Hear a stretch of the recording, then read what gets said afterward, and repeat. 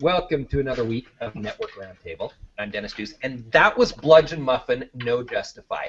Please support the bands that have given bandwidth and Christine DeGraff and I the right to play this music on these HOAs, okay? Go find Bludgeon Muffin and buy No Justify. You owe it to yourself. These guys are an amazing reggae band. Anyway, there's my pimp for Bludgeon Muffin.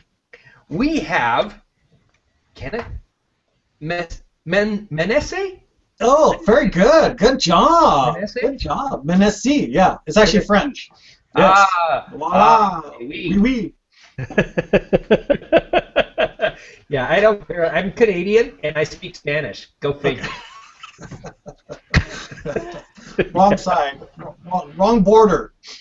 Yeah, you know, but if anything describes Dennis Duce, it's the Canadian that speaks Spanish and lives in the States. That's just out of the box. Anyway, so Kenneth is here with us today. Stephanie brought Kenneth in, and we're kind of excited about this. We have been drinking Kool-Aid big time in the last half hour, and I was massively the instigator. I don't know why. I'm kind of on one today about Google Kool-Aid, so yeah. Anyway, Kenneth, tell us a little bit about yourself, what you do, who you are, and what brought you to the Plus, and again, what brought you back to the Plus, actually. Well, I've got to at least throw this out there because as I was resharing this, I told everybody that that obviously has read in my bio that not only do I have 8 kids, but I still believe I'm sane. But mind you, all my kids are adults now, so I'm actually a grandfather. I have 8 grandchildren now, so raising 8 kids and thinking about trying to raise kids is a lot of like about business, and it's a big investment. And not only is it a big investment, it's something that you can ultimately systemize, and it's actually one of the things that we had to do in our house, having 10 people in there, my now ex-wife and 8 children. There was this system that we ran our house like, and one of the things that I try to help business owners now understand is that it's actually one of the mindsets that we help business owners do, and that is learn how business works, which literally is that second mindset: systems run your business and people run your systems. So it was an easy transition for me to have. Well, now I've had businesses in 3 different industries, and have been an entrepreneur since 18 years old, and make that transition from family life to entrepreneurial life and still enjoy my life and not be crazy. So who would have thunk?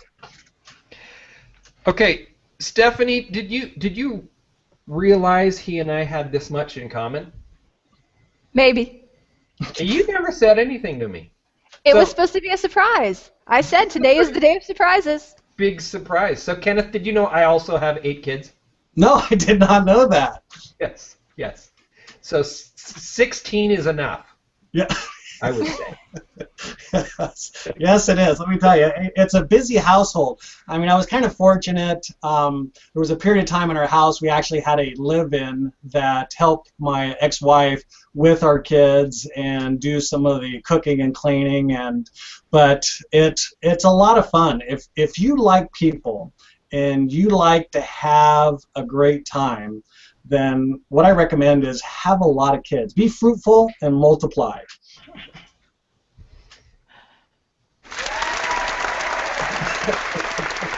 Yes, hats off.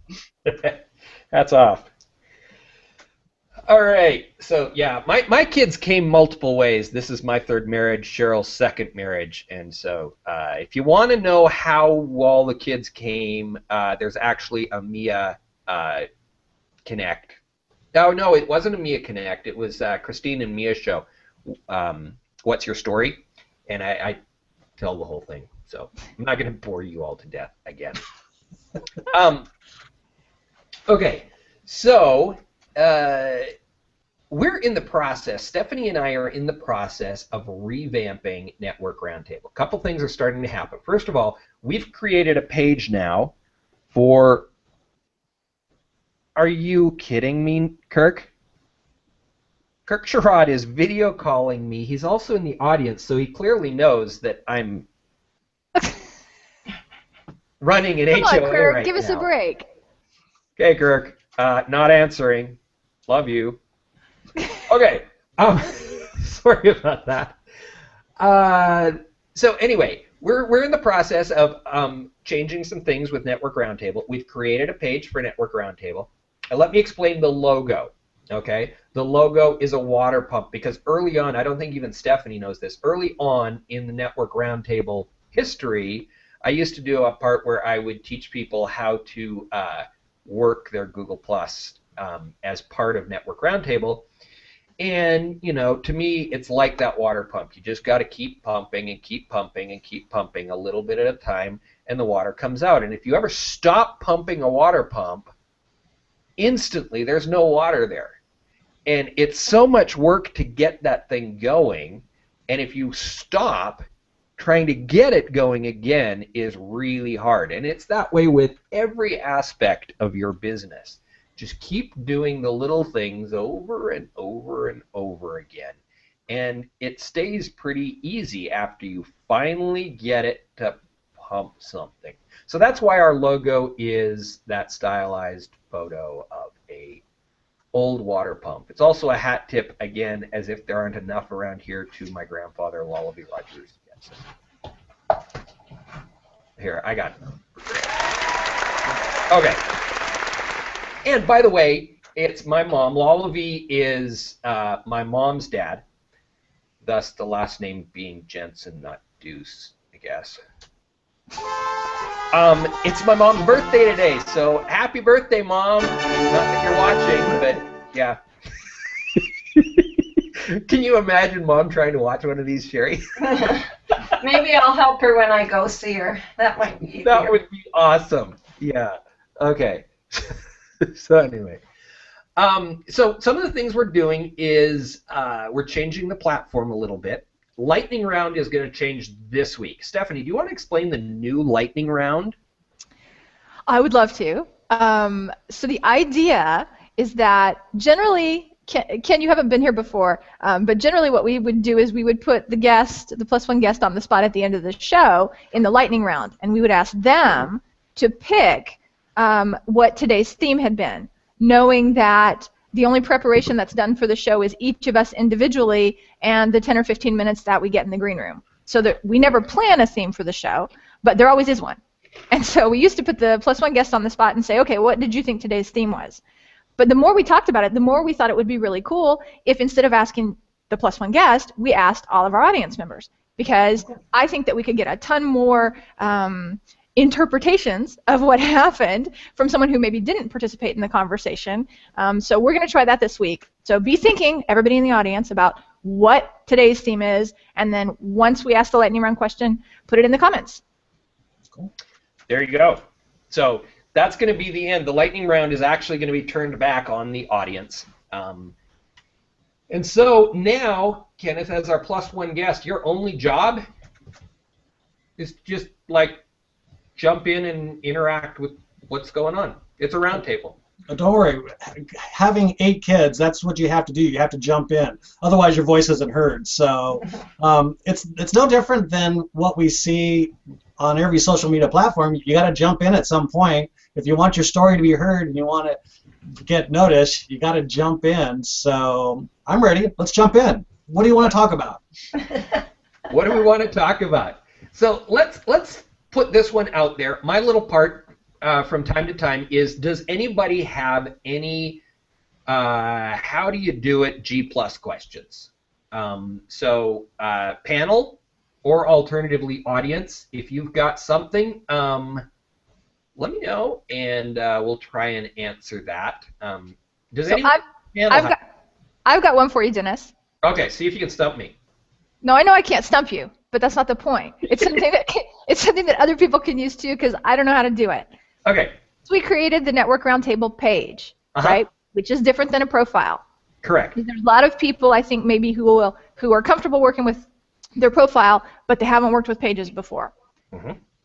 What are the most important things to know about your page, and particularly if you're going to do an HOA, so that someone, me, doesn't screw up again when they set the event up? Okay, well, there's lots of things that are different between a page and a profile. First of all, if you're new to Google+, don't spend a lot of time worrying about whether or not you're going to get a page. Until you've got a good handle, you're getting traction, you're getting engagement, you're having fun, don't worry about creating a page. It's just going to make more work, and you're going to be confused. Am I supposed to be doing this as my page? Am I supposed to be doing this as myself? What do I do? That just gets confusing. So don't worry about that. I mean, heck, Network Roundtable, I think we're in week 26 here, and I'm just getting around to creating a page. And I manage, like, I think 18 pages right now. I mean, so don't be in a hurry to get going with a page. It may not be right away. That being said, things you need to remember if you're going to create a page for the purpose of doing HOAs, which is a really great idea because it allows something that personally you can't do. Kirkstrad says the first thing you do is you hire Dennis Duce to produce your show. Thanks, Kirk. You're making up for having called me in the middle of when I'm producing. So when you set up that page, you have got to link the YouTube account to the Google Plus account, and I've got a video on how to do that. That I will go back and I will find the timestamp. It's a part of a larger video, but I'll find the timestamp where I showed you the process of how to do that, and I'll put that in the event sometime this evening. But you've got to connect those two together, and that's going to include a couple of different steps, including getting a text message from Google, and you can only get 3 text messages from Google for 1 phone number, which means I actually had to reach out to Stephanie and say, what's your cell phone number? I'm going to have a text message sent to you. Please text me back the 6-digit number, because I've used up my Google Voice number, I've used up my actual cell phone number, I've used up my wife's number, and I've used up my oldest daughter's number, and all the other kids were at school. So, Stephanie, thank you for your help this week. I'm here to help. That's my job. You are. The other thing, if you're setting up a Hangout, whether you're doing this personally, your first Hangout, or whether you're doing your Hangout as a page, let me just share the screen here, and I'll just do this one really quick right now. Start screen share, here we go. Okay, there you guys are. You're all looking at the conversation. Let me show you. So in Google+, here we are. I'm going to tune up the image so you can see a little bit better. We'll go to 150.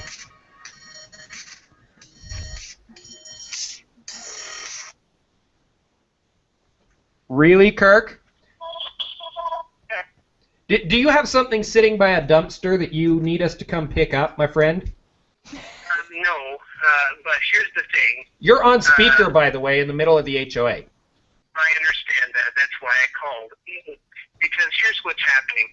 For whatever reason, this is a question that I have, because for some reason, the monogamous temptress and I were in a hangout and together just a second ago because we tried to join the show, and we hit the button to join, and we were both in on our own thing, and we were watching the show on something else going, why are we not in the show? Are you supposed to be in this show? I didn't send you an invite. Well, there was a join the hangout invite on my on there, so I joined the hangout, and then Delilah also joined the hangout. We were in there together by ourselves, and we're all, hey, we're not on this show. I'm like, where we were supposed to be? I'm like, no, but I got an invite, and she got an invite, so we were in there together, and there was nobody else in there. Oh, wow. But Kirk, this is because I screwed up. So just let Dennis finish explaining how I screwed up. I can't hear that. Stephanie says this is because she screwed up. So okay. let Dennis finish explaining. Oh, okay. Okay, well then, all right, I'll finish letting you explain. I just was going, hey, this is pertinent to what we're talking about here, and this is, I want to, but nobody was answering, so I thought, well, I'll just call you. Oh my gosh. Because, yeah, that's what you always do when people are in a hangout. You just call them up and say, hey, what the heck? Hey, man, when somebody's producing a hangout, let me tell you, the best thing to do, and if anybody has Ronnie Bintzer's cell phone number, just, give it out now. Call the guy who's producing. I'm sure they love I getting really called. appreciate that. Well, people call my batch phone all the time. I didn't think it was a big deal. You're right, Kirk. People do call your bat phone all the time. But remember, Kirk, when people call your bat phone, it sounds like this. Well, just change the ringer on your phone. Okay, I'm hanging up on you. I love you, buddy. Okay, all right, there you go. Bye. Bye. Thanks, Kirk. Wow. Kenneth, were you ready for this? Of course. Like I told you. Okay. 8 kids. This is easy. This is normal. This is easy. Yeah. Just wait. It gets better. Okay. Oh, yeah, it does get better. Okay. Oh, actually, Susan says, for some reason I joined the show as Little Guy CGI, but I was in my Susan Arango Google+. Okay. I think we're going to kind of actually touch on that, too, right now. So I'm going to screen share back up, because I just wanted you guys all to see how hard I was laughing at Kirk Sherrod. Okay, so we were talking about, remind me, Stephanie, before I got interrupted by a phone call. About not starting the HOA as an event, but starting it as a hangout. Yes. Okay, so let me show you this first. When you're logged in, you can tell where you're logged in by this image right here. Okay, upper right-hand corner. Unfortunately, it disappears as you scroll down. So sometimes you'll do something and not realize who you are. So just scroll back to the top, and you can see who you are. If you have a page, this is where you switch into pages. See, Susan, I can switch into your page right now, and now we're both in the same page, and we can actually do that. Even though she's in New Jersey and I'm here, we're both in the page, and I could actually get in the thread and really confuse all of you because I would be commenting as her, and so would she. Okay. So that's where you tell whether you're in a page or not, okay? But here's the events or hangout thing, okay? So the first time you're going to create a hangout on air, you're going to do it as a hangout on air. This seems confusing. You're going to come in, you're going to click then on Hangouts on Air right here, and then you're going to go in right here, and you're going to go start a hangout. Wait a minute, no, I don't want to start a hangout right now. I want to do this. I got to unscreen share myself. I'm not screen shared. Wait a minute, don't do. That's what I was doing, even though you guys couldn't see me. I just had to show you how bizarre I am. I speak like I'm an Italian with my hands all the time, even on the cell phone. Okay, so you're going to start the Hangout on Air. Once you click that, it's going to give you the option of doing now or later. It's very confusing, but don't worry about it. You can then schedule it for whatever time you want. Okay? You give it the name, you type in your description right here. You make sure it's public because you can't change that later. Also, if you're going to share it into a community, you have to do that right now, or you can't share it into the community later. Those two things are key. So, but if you want it to be private, you now can actually do a private one. You can share it to just one person. In fact, you can even just share it to yourself. And so if you're running a test and you don't want the world to see what you're doing, I do this all the time, by the way. I'm always testing things. You just share it with yourself, and boom, there you go. Okay, so that's how you set up the Hangout on Air for the first time.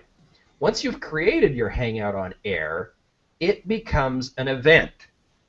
Okay, it's slightly different than a normal Hangout on Air event, but it becomes an event right here.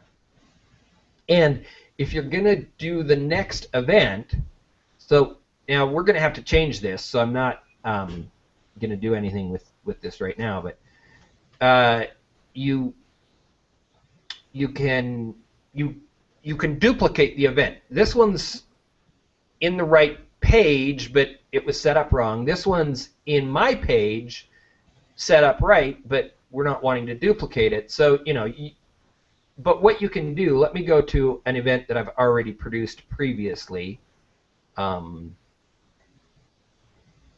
get to my past events. Boy, I got a lot of events coming up, guys. Just saying. That gets Okay, to be a here we pain. go. They need to fix that page. If anyone from G Plus is listening, please fix that page so we can at least have 2 columns.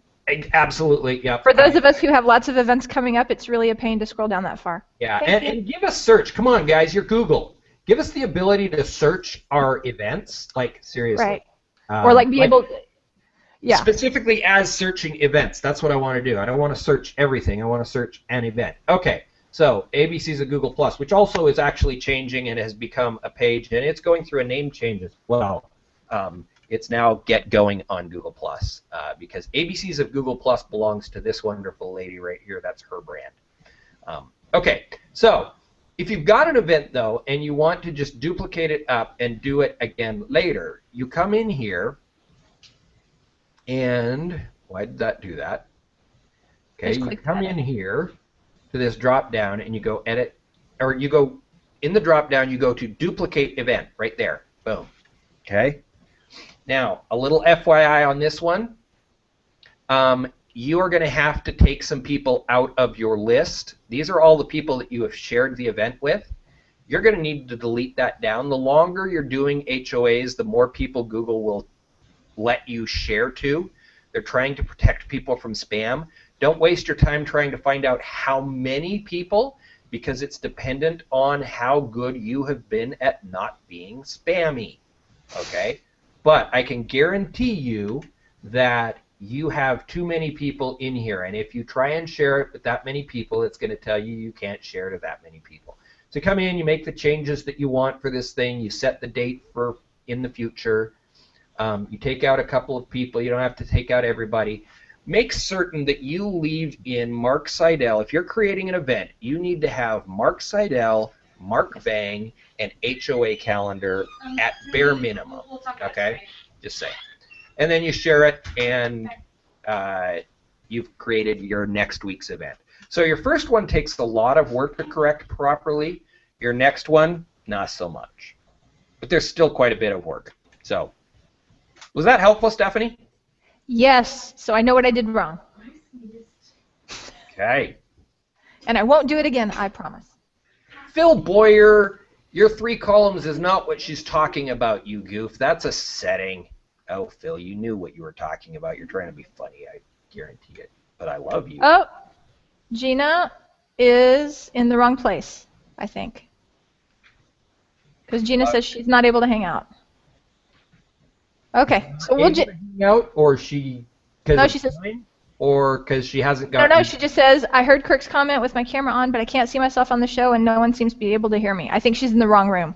Okay, all right. So I am going to send a private invite to Gina. While I do this, Sherry, can you give us our quote this week? I can.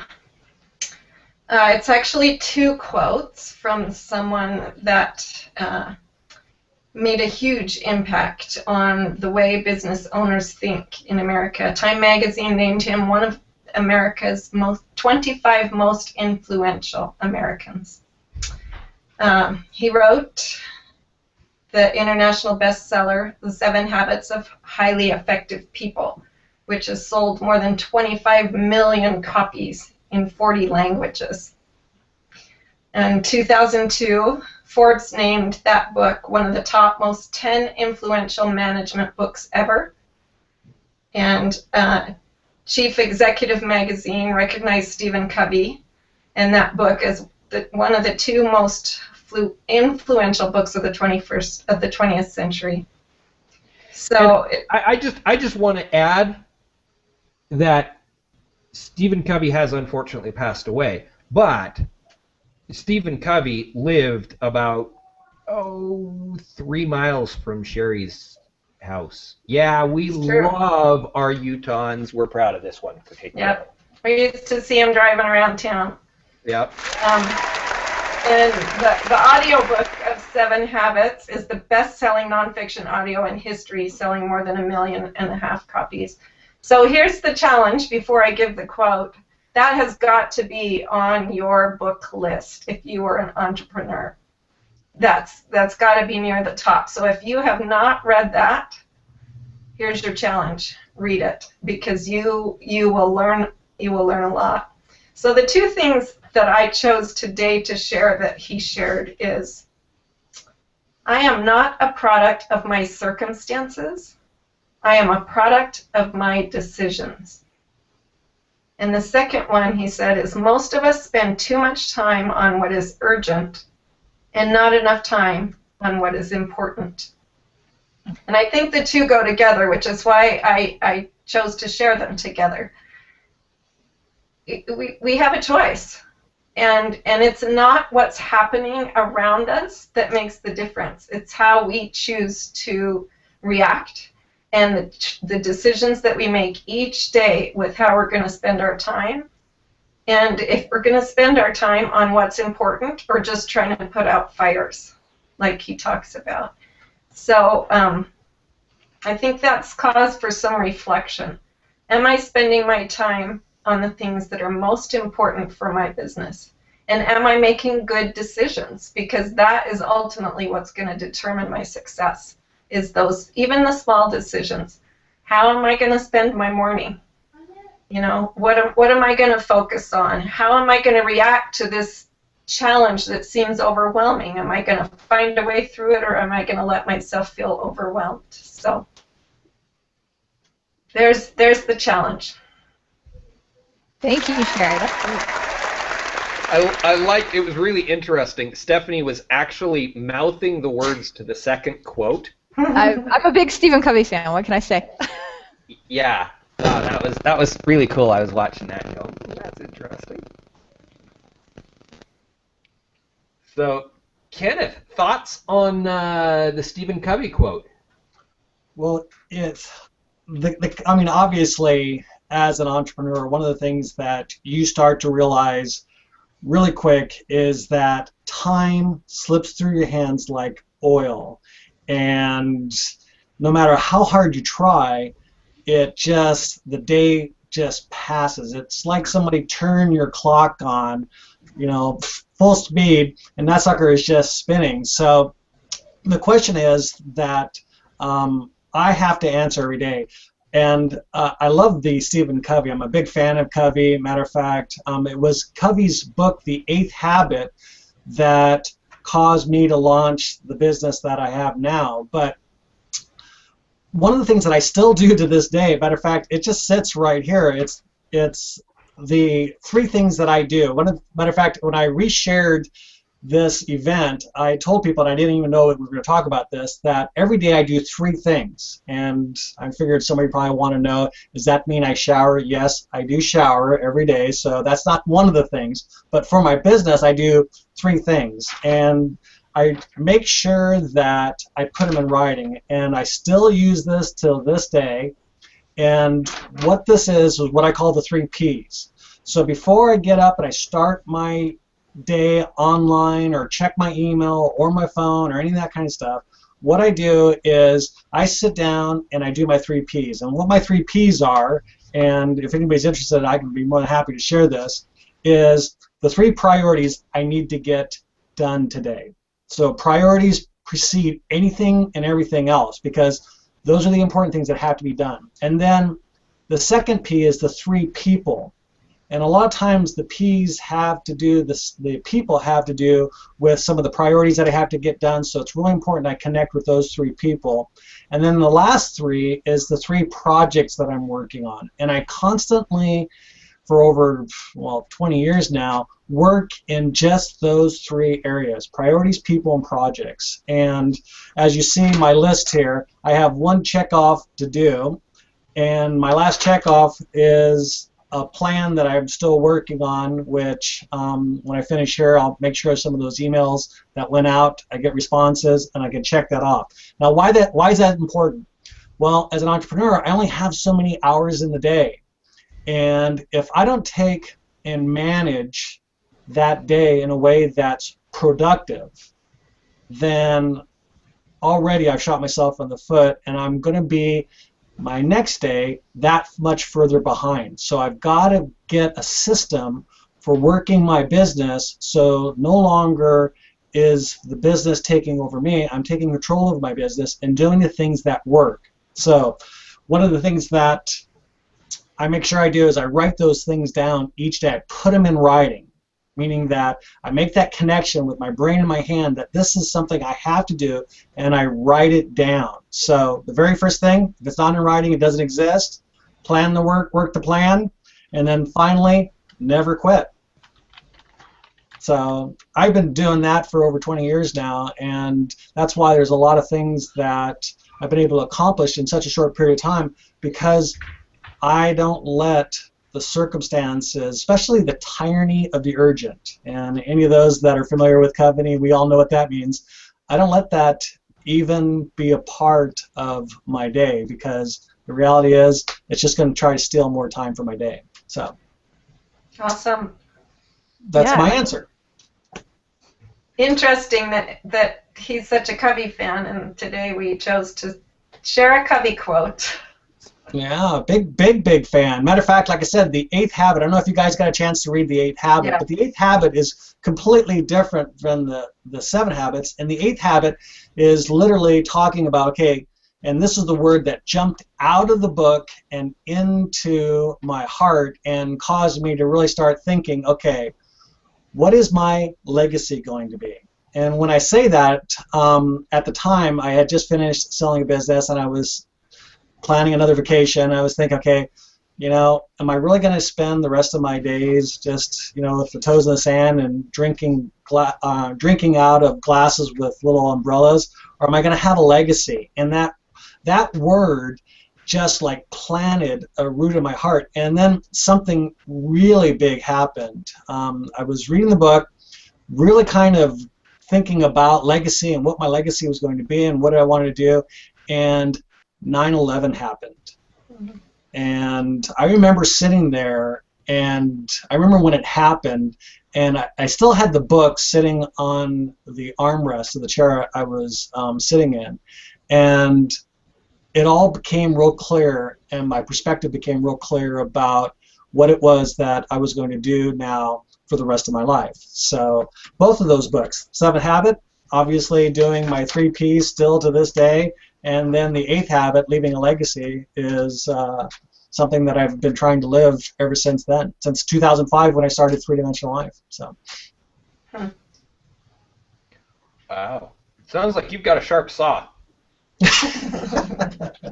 Well, you know what? It's because I've followed a lot of great leaders. I have been really blessed in my life to have been associated with and been following and been connected to some great mentors in life and business. One of them, Michael Gerber. Michael Gerber and I go way back. Ken Blanchard. Ken Blanchard and I have been friends for a long time, and the list goes on of just some people that I've been able to sit at the feet of and just have them model for me what it really means to have a successful business and life, because they're not the same. You can have a great, successful business and trash your life, and that success in your business can cause your life to be trashed. So really having that success in business and life, it really is something that I've been fortunate to have people model it for me. So. Yeah, that's great. That's to me, that was part of the attraction as well of Stephen Covey's books, right? Because he did talk a lot about, he didn't call it balance, if I remember correctly. It's been a while since I read, but he didn't call it balance. But you know, this importance of being true to who you are, of respecting your own values when you're running your business or you're running your life. Because if you don't do those two things, then you're not going to be happy. You know, like you said, you could be super successful, but if what you're doing to be successful goes against your core values, you're not going to be very happy. And here's the sad part, and I agree 100% with you. I can promise you, you can ask 10 people after you finish this hangout, or just people you talk to name or write down somebody's, just go ask them, tell me what your values are. Name your values, and I promise you, 9 out of 10 people will not be able to tell you what their values are.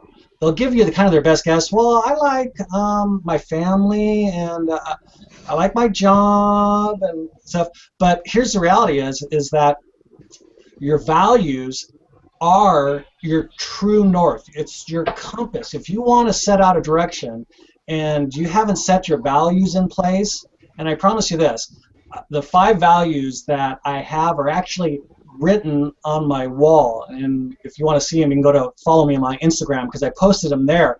And on my wall I have my 5 values written out, and every day part of my priorities is to live those values, and I can tell you what they are and I can tell you what they mean to me, and it's something I've worked on for a number of years. So I agree, Stephanie, that is so important.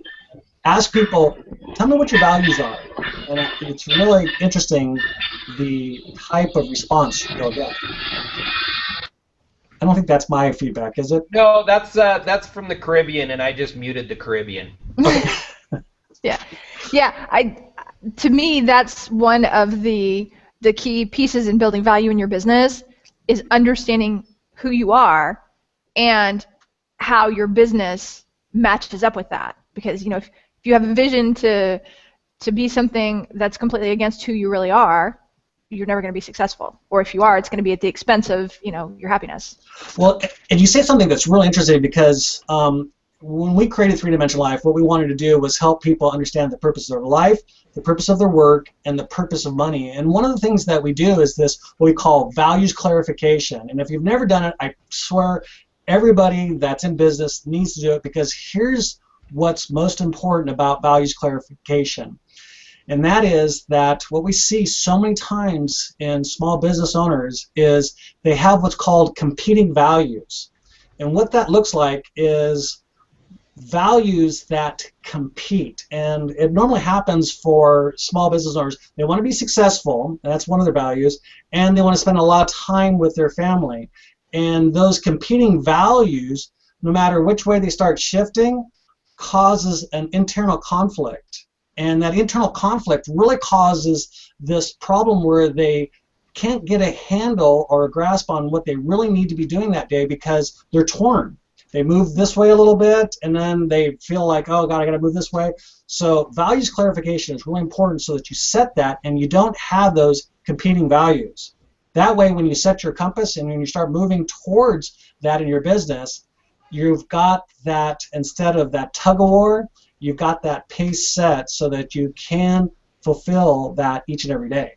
So it's really important. I mean, I can't tell you how many people have not done that, and then when they see it, they go, wow, now I get it. Now I understand why this was such a struggle for me in business. Yeah. Kenneth, what's your Instagram name? Just K Manesse Sr. So if you go to my Google Plus profile, just go on down there, and it's listed in my profile. All of my social networks are listed there. So I'm everywhere. Just one more question for you, Ken. What do you think about the notion of having something that a lot of people call the "and" mindset? Because there's plenty of people who say, well, I can be successful in my business, or I can spend time with my family. And the problem is, until you develop this notion that you actually can do both, it does create this tug of war. But is there a way that we can get closer to the "and" mindset? Well, here's a great analogy, and I was speaking with a small business owner the other day, and he was saying, Ken, what I really want to do is because he had a newborn, I really just want to find some balance and stuff. And I stopped him right there, and I said, you need to stop that thinking. And he said, what are you talking about? I said, balance. It doesn't exist. And I said, let me explain why I say that. What does exist is, as Covey says, is a shift in priorities. You brought a newborn home. Your priority is to nurture, care for that newborn above anybody or anything else right now, because if you don't, the consequences can be severe. So if you're a small business owner, and depending on where you are in your business, if you're just in the startup or the growth phase, or maybe you're plateauing, or who knows where you are in that, what we call a sigmoid curve, the sigmoid curve, you've got to understand the priorities. That's why I use the 3 Ps, my priorities, and know that I have to work in this area right now, because until I do, I'm really not going to be able to give time, energy, or effort to that which might be my "and." So for me, it's not about balance, it's about priorities and living those out in a way that demonstrates your values, your character, and ultimately your goals. So, did I answer that for you, Stephanie? Excellent. I love it. Hang on, guys. I will be right back. Oh, My battery is dying. Alrighty. Okay. Hey Gina, have you got something for us today? Well, you,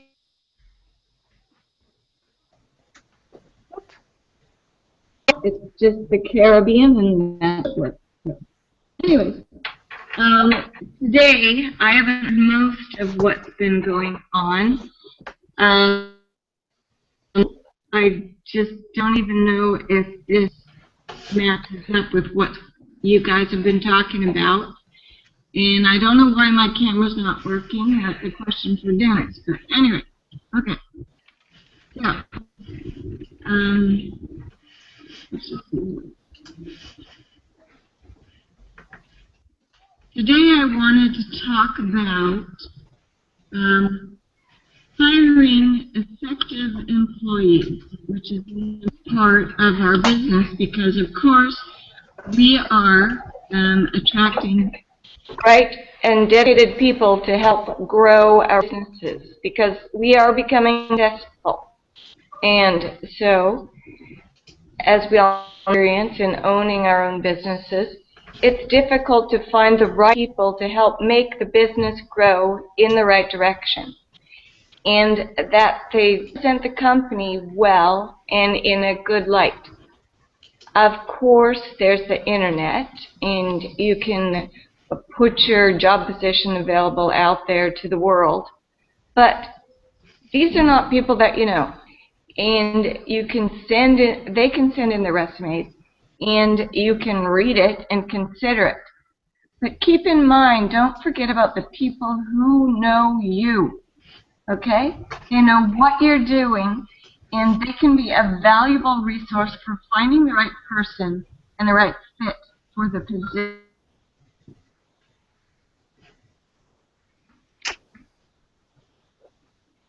And I've found some of the best long-term. Yeah, we're losing her. She's in and out. And There's a lot of work to do.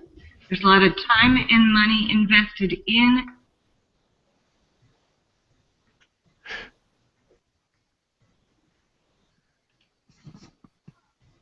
yeah, there's beauty parts living in the Caribbean, but internet's not one of them. I thought it was a pause for a margarita. Oh, Is that what it is, Dennis? Not sure. I don't think she's plugged in. I'm pretty certain of it. So. All right. Yeah, gee, we're gonna mute you. We've lost you again. I don't know why. Okay. Well, I think maybe I heard some of what Gina was talking about, and I think that she was talking about hiring, right, and the fact that we need to get the right people in our business, which I completely agree with. I think maybe that's a place where a lot of owners struggle as well. And it's funny because I can already see, I'm going to give clues away, I can already see some similarities between things we've talked about and what Gina was saying, in the sense that if we don't understand our own values, we don't understand what's important to us, it's really hard to attract the right people to help us achieve that vision. If we're not doing a good job of communicating what is acceptable and what's not acceptable in our business, then we might end up hiring someone who does something that we just can't even believe, and they represent our business in a way that that could hurt our reputation or could cost us a client or something like that. So I completely see how what she was saying, even though we didn't get all of it, fits into what we're talking about today. yeah, I can definitely see that correlation as well. In fact, one of my personal favorite books on values, now it's about corporate values, more than personal, but I actually used everything in that book, even more than 7 Habits of Highly Effective People, to help kind of create my 7 core values a few years ago. But that book is Delivering Happiness by Tony Hsieh from Zappos? Zappos. Oh my gosh. Now don't ask me how to spell Hsieh because it's a Chinese name and it's like weird. But Delivering Happiness is easy to find. You type in Delivering Happiness Tony or Delivering Happiness Zappos, you'll find the book. Fantastic book on how they use their core values for everything, including this point we're talking about right here, the point that Gina was making of hiring.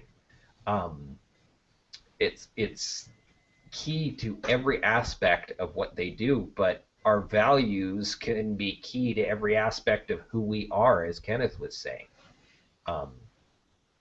So anyway, that's my 2 cents on that. I think for me, one of the things that business owners, especially when I start working with new clients, they confuse is this idea of vision statement, purpose statement, mission statement, and there's this vagueness, and it's kind of like, like a mist. They're not really sure what it means, and they just try their best guess and throw something on the wall and say, this is who we are. And the reality is that one of the things I used to do, I don't do this anymore because of the way I work now with my clients, but what I used to do is I'd go into a business and that was struggling, needed some help, and I asked to interview their most recent hire, usually within the last 6 weeks or so. And here's why. They've been there long enough to understand what people value in that business and what the core values of that business are, really what's driving that business.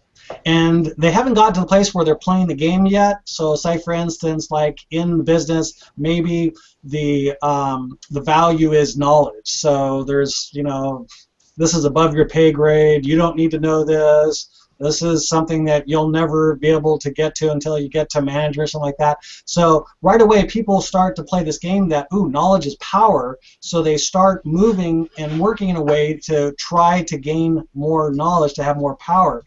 So that becomes the culture of the business and the core values. So regardless of what's on the wall, I don't care what somebody's wrote as their mission or vision statement, you ask that new hire, they'll tell you the truth. So the question is, how does that supposed to play out, and how does that really work? Well, we bring our own values to a business because that's how a culture is created. So if you think about what I just said, if your business is starting now to have a culture that reflects this knowledge is power, the question I have to ask is, whose culture are they modeling?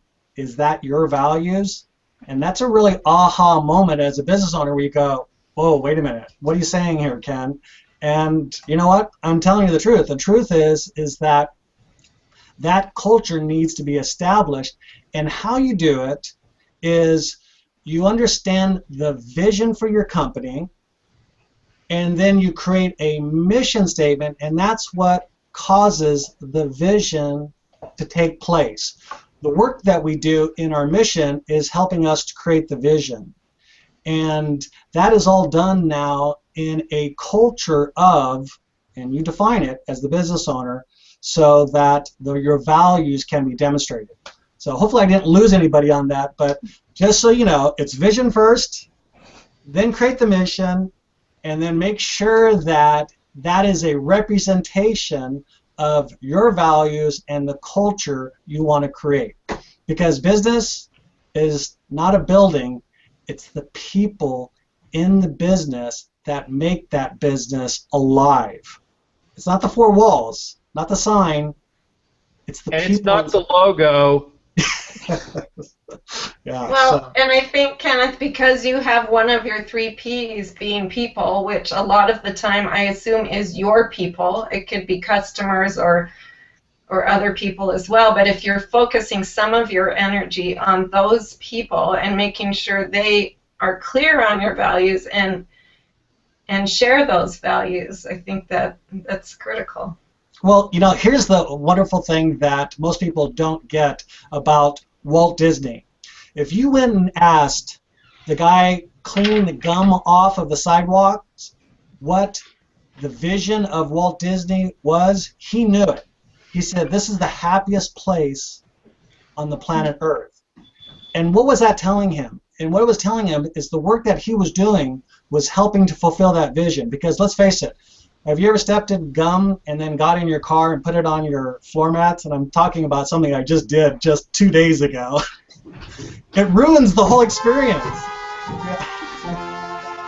So who wants to go to Disneyland and have that experience?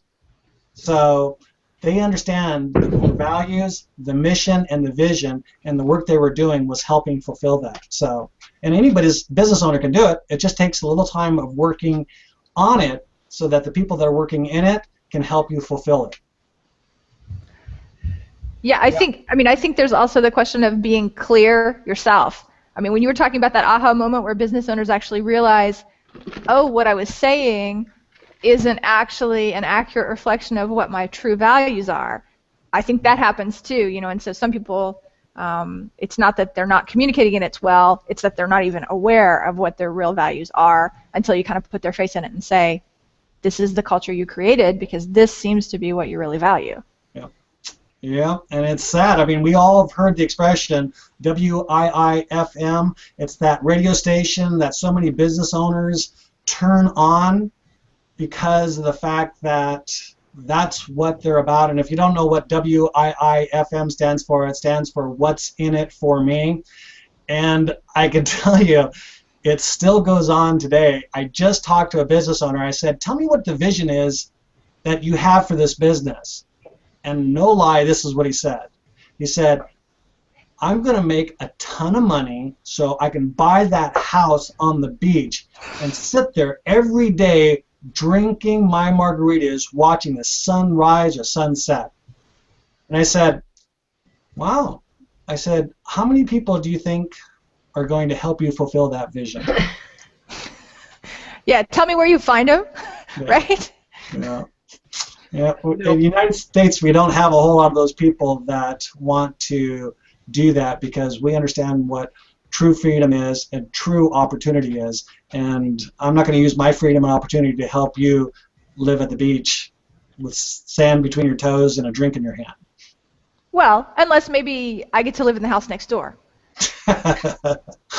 If you're going to build one for you and one for me, then maybe I'm okay with that. But if you're the only one with a house, yeah, it's hard for me to get on board. Yeah. So. A few years ago, I got to interview somebody from Deer Valley Ski Resort. Now, Deer Valley Ski Resort is consistently the #1 ski resort in the country for customer service and basically kissing your A. And it was an interesting interview that I had. But one of the things that was said off camera when we were talking, a story was told about Bob Wheaton. Bob's the guy who started the company. He runs the company to this day. It's his baby. Well, Bob was out. It's the middle of winter. He's walking across one of the courtyard areas, and he's got his Deer Valley ski jacket on, so he looks like an employee. And the guy who takes the skis into the ski locker is a little bit frantic and sees him coming across and goes, "Oh, thank goodness! I'm so glad you're here to take over for me. I've got to get over to this family thing. Oh my gosh, I'm running late. I'm glad you finally made it here. Here, take these skis," and hands them to Bob Wheaton. And Bob takes the skis and puts them in the locker and turns around and grabs the next skis, and for the next 2 hours was putting skis away for people at the resort. He owns like 30% of the ski resort. I mean, and he is out there just happily taking skis. And the next day, the guy gets in, and his boss was like, "Do you know who replaced you?" "No, who was that?" "It's Bob Wheaton." They're like, "Oh my gosh!" And but that story explains everything. The reason Deer Valley is on the top of Ski Magazine year after year after year for customer service is Bob Wheaton. It's the fact that he would take those skis and he'd do anything else. And everybody in the company knows, well, if Bob would do it, I better too. Yeah. It's the real, using Covey's word, a paradigm shift. And what we're so associated with, especially us that are older, is the diamond, where this is how you get to the top. You work your way up, and at the top is the leader. Well, when I met Ken Blanchard some 20 years ago, he helped me to understand what we call the paradigm shift. And he talked about what leadership looked like, and he talked about this term that he called servant style leadership, and he showed me how if you turn that paradigm and that whole design upside down and you serve up, what you do is you empower people. If you empower people, then what ends up happening is you're working with inspired people, and those people will continue to not only help fulfill the vision and purpose of your company, but they'll do it in a way that still communicates your values and your culture. So just that, the story you were talking, Dennis, I mean, if that's what the owner represents in a way that that whole paradigm has shifted and he's serving up, then he really not only caught it, but everybody else around, all the people that experience his business, his customers, his clients, and all this like that, go, this is the place to come. And that's what people share, great experiences. And that's what businesses need to do, is create great experiences so that people will share, just like anything else that we find on social media. What gets shared on social media? What moves people. And what moves people is something that they experience. They laugh about it, they have an aha, they go, oh my God, I didn't see this, I never knew this. That's what gets shared because it moves people. Your business needs to move people, and that experience is something you can create. So I'm all for it. Good story. Thanks. I thought it was a great story. I was like floored. But the thing is, I've been a Deer Valley skier for years, and literally, as she told this story, this was in 2011, and so at that point in time, it had been my favorite ski resort for 12 years. And it was like, hearing that story made me finally realize for the first time all the things I loved about Deer Valley. It was literally like, oh, wow. That story puts in words my experience. Yeah. It's important for businesses to create that experiences. And here's the thing, you can actually systemize that process and create those experiences. I mean, if you don't think so, take a look at Ritz-Carlton, St. Regis. What have they done? They've systemized the process so that you experience it. One of the things that I share with my clients, and I'll just use this as our parting shot, I know we're ending on time here, is that one of the hiring processes, they call it the recruiting process, is they have two people sit in a room during an interview. One person sits there and asks the question, the other person sits there and takes notes. Actually, the second person is only doing one thing. They're counting how many times the interviewee smiles. And the reason why is the culture of the business and what they want people to experience when they come in is a smiling, happy employee. So they hire that. So they don't tell you what the number is, and obviously if you spend all your day smiling, you kind of look like you're off on your meds a little bit. But the reality is that you can systemize that process and hire for that and help people experience your business in that way. But that is literally what I said in the very beginning, is that my understanding of business is systems run your business, people run your systems. And why I had 8 kids and why I systemized that process and why I've been helping business owners ever since then understand how business works, applying these systemic thinking systematically so that your business can continually produce the same results year after year, day after day. So for me, it's a win-win, and I love the work I do. You can tell I get a little passionate about it. You do, and I'm. It's contagious, and I'm like wanting to get to know you better. Now, we are not going to end on time because I have another story I have to tell, and I'm a storyteller. But it goes so in line with what you're talking about, Ken, and I'm not even going to draw the conclusion on this story. So we're going to actually have a two-pronged lightning round. You guys can talk amongst yourselves about this story. You mentioned Ritz-Carlton and St. Regis. Well, here in Utah, we've got a montage. Now, there's only 3 montages in the world right now. They're trying to build this brand, and their goal is literally to create a 6th star. They are trying to make St. Regis and Ritz-Carlton seem like a step down. That's their objective in their business. And the montage, a friend of mine was in charge of vertical construction for the building, and so when the building was finally built, he got to stay there with his whole family for 4 days in one of the suites. Well, when they were checking in, his daughter made mention of the name of her teddy bear to his mom. And when they went to leave, they couldn't find the teddy bear. And they were talking about this with the door open, and one of the cleaning people said, "Oh, are you looking for," and named the teddy bear. They had not met the cleaning person, okay?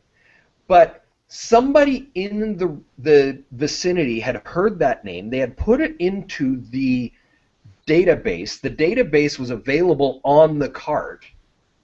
And so as she heard this conversation, she was able to just very quickly and then went in and spent 30 minutes helping them find the teddy bear in the room that she knew the name of. And then they sent a hope your teddy bear is doing well to his daughter like 2 weeks later. Oh. Okay. And that's exactly it. They experienced something that was over the top. We have actually the montage right down the street. Matter of fact, St. Regis, or the Ritz-Carlton, St. Regis, and the montage are all right parallel. Oh, you got the original, the first one they built down there. Yep. So, yeah, and it's a great story. And here's what people miss when they hear the story. And what they miss is that they go, well, I'd like to have my company do that. Well, what they miss is that the montage put in systems so that could happen. It didn't happen by chance. It didn't happen by hiring somebody that literally, was just real extra cared and stuff like that. They actually had a system so that they knew that the customer experience would be beyond fulfillment. Beyond fulfillment. I mean, think about that for a minute. I dropped out of my language the word customer service, and over 20 years ago I put the word client fulfillment, because I didn't want customers, I wanted clients, and I wanted people to keep coming back, and I wanted them to be fulfilled. They've gone to that place beyond. That's why they tried to add the 6th star, and I can tell you I've been very fortunate in my life to stay at very nice places, and when you experience something at that such high of a level, you don't forget it. You really don't. It changes your understanding of why it is that people will spend the money to be treated that way, to be respected that way, and most of all, feel the value, meaning that that hard-earned dollar is really making this time worth it. So it's a win-win. Yeah. Oh, and the montage, Deer Valley, in winter, the downhill view, non-suites. We're talking a hotel room. I've been in these hotel rooms. They are, they're nice, but they're no bigger than any other hotel room ever. $350. That's where they start. Mm-hmm. $350. And you know what? I am literally dying for the chance to go there. Well, Yeah. let's plan a time. We'll do a hangout in real life, and then we'll do a case study of them. So that way, it's all a business write-off. There Yes. you go. And we'll go skiing while we're at it, because it's at Deer Valley, the There you Montana go. Deer Valley. See? So Win-win. See? win-win. Yeah. All right, we are going to be talking in the green room. And while we're talking in the green room, you guys, our audience, are going to be talking about what is today's lightning round. So talk amongst yourselves, and we are going to close out again with one of the Bandwidth Hangout on Air bands. I'm going to go this time with Prince of White by Advent Horizon, who is actually the official house band of Bandwidth. So enjoy this as we go out. Have yourselves a great weekend, and we will see you guys all next week. Bye.